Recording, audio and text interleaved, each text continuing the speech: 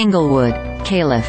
After a game filled with miscues and penalty flags, the Dallas Cowboys defense came up big in the final 2 minutes to seal a 20-17 win against the Los Angeles Chargers on Monday Night Football.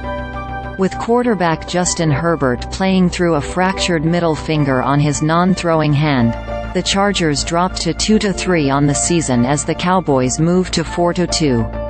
After what happened last week against the San Francisco 49ers, a win of any kind was required by the Cowboys.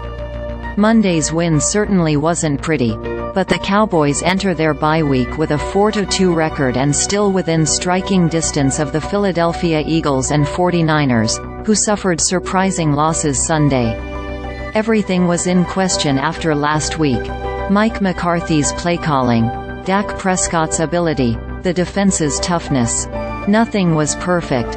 Too many penalties.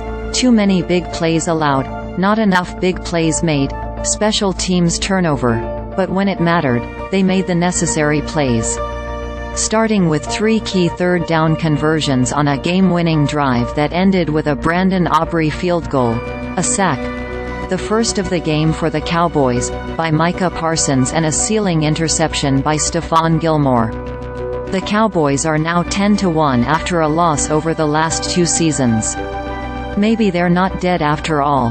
QB breakdown. Let's forget the passing numbers for Prescott. Let's talk about his rushing.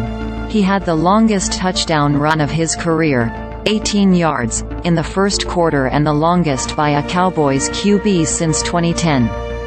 Prescott has not used his feet as much in recent years.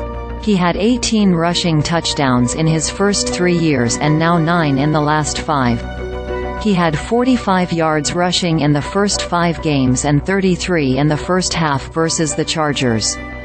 He's not a running quarterback, but he can be effective with his feet and may need to do more of it. Promising trend. Wide receiver CeeDee Lamb had 84 receiving yards in the first half, more than he had in 4 of the first 5 games. He acknowledged during the week his body language needed to be better after he was salty in the San Francisco game. All 5 of his catches in the first 2 quarters covered 10 or more air yards. In the New England game, he had 8 completions with air yards of 10 or more. Silver lining. Maybe it's not a trend, since it's only 1 game, but the Cowboys were solid in their first outing without linebacker Leighton Vander Esch.